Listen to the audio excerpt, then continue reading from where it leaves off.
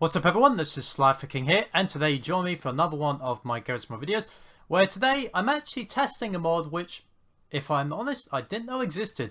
So at this time, when this video goes up, this will be in the time that's the Doctor Who festive special goes up. We still don't, when I'm recording this, I have to admit, because I'm recording this in November, I still don't know whether the release date is going to be Christmas Day or New Year's Day. But yeah, this video should be in the middle of those days. But yeah, today what I'm looking at is actually a mod which I didn't know existed. No, it's not the fact it's the Tardis Rewrite, but it's a very specific type of TARDIS, because today we're testing out a TARDIS which the BBC actually did make but never aired. So this is the 1990 TARDIS. So I do need to do a little bit of a backstory, so I adjust my headphones. So yes, a little bit of a backstory. So in 1989 the BBC cancelled Doctor Who. Yes, it cancelled Doctor Who, and I believe The Survival or something like that. I can't remember the exact name of the episode, but it's the name basically where a whole town got turned into vampires, including the Master, I believe. I haven't seen much of the classic era, so I do apologise about that. But yes, this TARDIS is kind of an indicator that the BBC cancelled it like on short notice, because if you look online, there is actually genuine photos of this TARDIS, along with there's actually a little bit of footage with Sylvester McCoy talking about some of the best episodes from the running of the show in this actual TARDIS. So they did have, maybe there were plans to continue the series, but they just decided to scrap it. So let's just give you a quick look around the place. The back is not really too much, although it does have a bit of a Matt Smith vibe, the way the colours look. And actually that's something fairly significant, because let me just close the doors. Because if you look, this TARDIS actually looks fairly similar, in my opinion, to the 2013-2014 TARDIS, with the hexagon console and the funnel side, the column in the middle. So this design was technically the first column-based TARDIS before it made its first televised appearance in the 1996 film with Paul McGann, who had regenerated from Sylvester McCoy. Now, what I find quite interesting about this TARDIS is that it's got a good amount of custom sounds. It's also actually, yeah, there is one thing I should point out. Where is it? This button. Yes.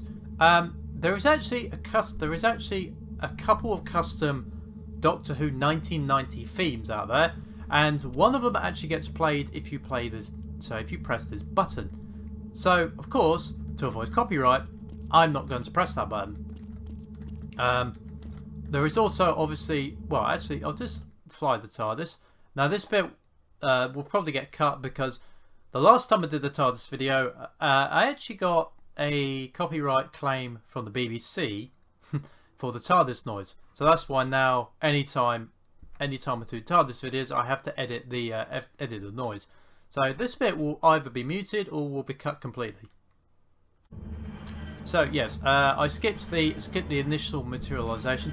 One thing I do notice though is that this TARDIS actually has a little bit of a custom add-on. So it's got the basic noise like you hear from the TV show, but it's also got a little bit of extra noise.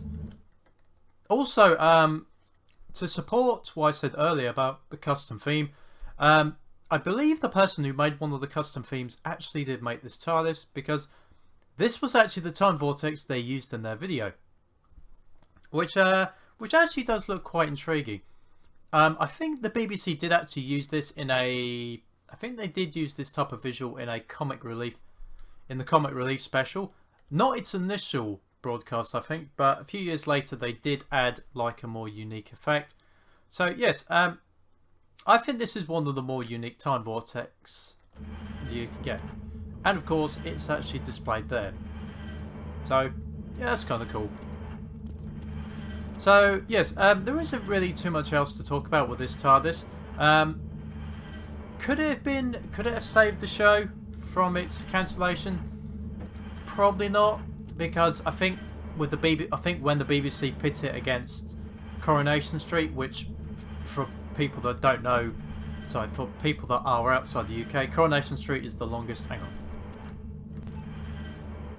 There we go. Right, just mute that for a second. So yeah, for people that don't know, Coronation Street is basically the longest running TV soap in the UK. It's been going since 1960, I think.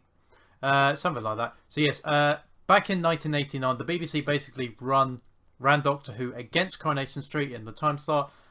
And yeah, it did terribly in the ratings. So that was pretty much the final nail on the coffin, really, for the original run of Doctor Who before it came back for the 1996 film.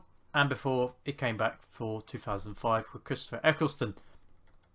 But yeah, this is a fascinating piece of history. Like I said, before coming across this TARDIS, I had no idea that the BBC actually had developed a TARDIS for the show for 1990. So I find that really fascinating. Right, so I'm just gonna.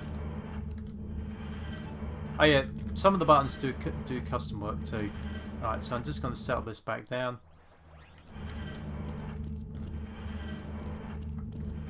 I suppose the only thing is that the column in the middle doesn't work, but... Oh well, never mind. Oh, that's gone the wrong way.